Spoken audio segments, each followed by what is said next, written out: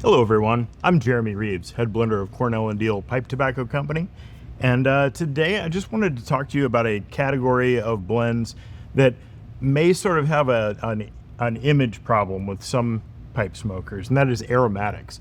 I think aromatics are oddly divisive, but I wanted to kind of talk about some of the aromatics in the Cornell Diehl line that I think are particularly nice, that first showcase the tobacco, and that the flavors that are used aid that flavor, support that flavor, but that tobacco is the forefront of these blends. In blending aromatics, there are a few challenges associated with this. So not just the concoction of the blend, where I really want the tobacco to be first and foremost in most instances, but in actually making aromatic tobaccos, one of the big things is it really takes a lot of time once you've applied your top note for the tobacco to sort of soak this in. And then you've got a long time waiting for it to slowly dry down to a moisture level that we can put it into a tin and that you'll find it easy to smoke straight out of that tin. Challenges with aromatics are also that a lot of times we're working with flavors that are really concentrated. And so, you've got as a blender, you've got a lot of different smells. Every table that you're working, you've got a lot of different aromas and leaf textures that you're working with. And so aromatics can kind of follow you around as it gets on, it gets into your shirt, into your work apron. Every once in a while walking through the building, I'll actually catch a whiff of like chocolate or a cherry note, and the doors are all closed. I'm walking through the stock shelves at Smoking Pipes, but someone's walked through there from C&D and they've left sort of a perfume trail behind them. It's kind of fun. A lot of times aromatic tobaccos also sort of appeal. Certain smells can kind of take you to certain memories or certain place settings, even if it's not actually a direct memory, make you think of a sort of concept, a sort of place or type of weather. And so I think they're really tied in some people's minds to seasons. That's why every year for a Christmas blend, we have a different aromatic that we bring out that is really focused on aromas of the season that I think are really evocative of that time of year. Autumn evening, I think it's perfectly suited to a fall or autumn smoke. Not that you couldn't smoke at any time of year, but there is something sort of campfire, cozy kind of feeling with autumn evening. Most of you have definitely heard of this, if not smoked it. I think that it is one of the truest aromatics to its aroma that I've ever tasted. It tastes like it smells. It truly does. The thing with aromatics that I think is really important is that sometimes people smell a tobacco blend and then they don't find that same taste.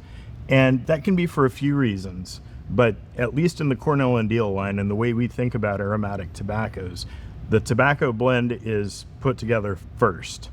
And then the aromatic topping is crafted around the flavor profile of those tobaccos themselves. So in the case of Autumn Evening, it is a red Virginia. It's the same red Virginia that we use in lots of other blends, but we've used it here to steam into a red Virginia Cavendish. That Cavendishing process does a few things. One, it caramelizes the sugars, which gives you a darker leaf. But two, it also makes that tobacco more absorbent of flavors around it. So the flavor and nicotine impact of that red Virginia are present, and the maple and caramel and scotch and vanilla that are on top just accentuate the natural sort of deep molassesy sweetness that this Virginia has. Moving on to Black Gold Maple. Black Gold Maple is a wonderful amalgam of Virginias, Burleys, and a touch of Black Cavendish. Black Cavendish is, in this case, made from a Burley base, and again, it is used in aromatics a lot of times because it's very absorbent of flavor. It also is sort of a flavor diluter or spreader, so it can actually take flavors of tobaccos around it and sort of meld them together and smooth them out. It's sort of like adding flour to a roux to make a sauce more have more stick, have more palate stick. So the black Cavendish, then with some Burley and some Virginia, offering some nice nuttiness and some sort of citric kind of notes, and then on top of it, just a wonderful maple flavor. It too, I think, has just a very evocative maple flavor, but the tobaccos are still the thrust of the blend. This next one is sort of a weird one for some. Cross-eyed cricket. Cross-eyed cricket is a English aromatic, meaning that it has Latakia and it is an aromatic blend. It also has black Cavendish and some Perique. It is a robust blend. It has a really nice sort of smoky character from the Latakia that actually plays really nicely with the fruit punch aromatic topping that we've put on top. It's the fruitiness really draws out some of the sweeter notes in the Latakia, and it also accentuates some of those berry notes and deep sort of stone fruit notes that you get from the Perique. Cross-eyed cricket is a bit of a sleeper blend, but I think it is absolutely excellent, and we're starting to see other people pick up on it too.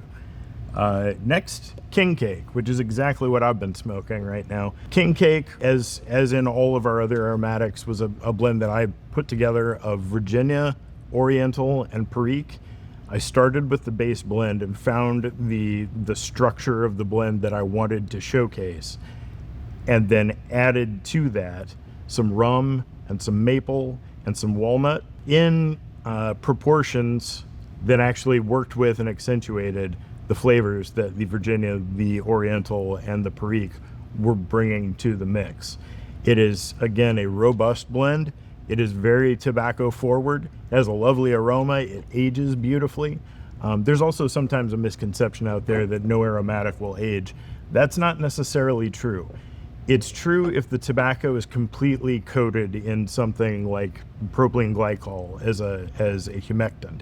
But if you're using natural food grade flavors in small quantities on natural tobacco, those sugars in the flavors are just more sugar to go through the fermentation process with the rest of the tobaccos in the blend.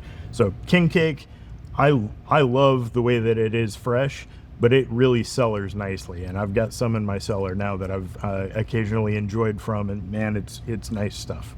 I really enjoy it. Last, Nutty Irishman. Nutty Irishman, sort of like Autumn Evening, almost needs no introduction. If you are a savvy pipe smoker, if you've been in this a little bit, you've probably come across Nutty Irishman. It is, again, a blend base of Virginia, Burley, and black Cavendish. And then the sauce that we've added on top is sort of reminiscent of, say, Irish cream. There's some whiskey there, there's some walnut there. It's quite complex, actually. A bunch of different, tiny amounts of different flavors go into making that sauce.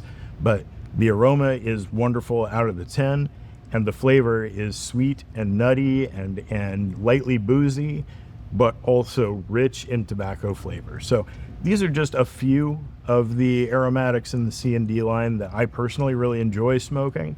And so I hope that this gives you out there some ideas of things that you might not have otherwise tried that maybe you'd give a shot. Just be sure and take note that proper smoking cadence and slow cadence is the best way to actually get the flavor that is there, so that you're not just burning off those top notes and then you're just tasting char.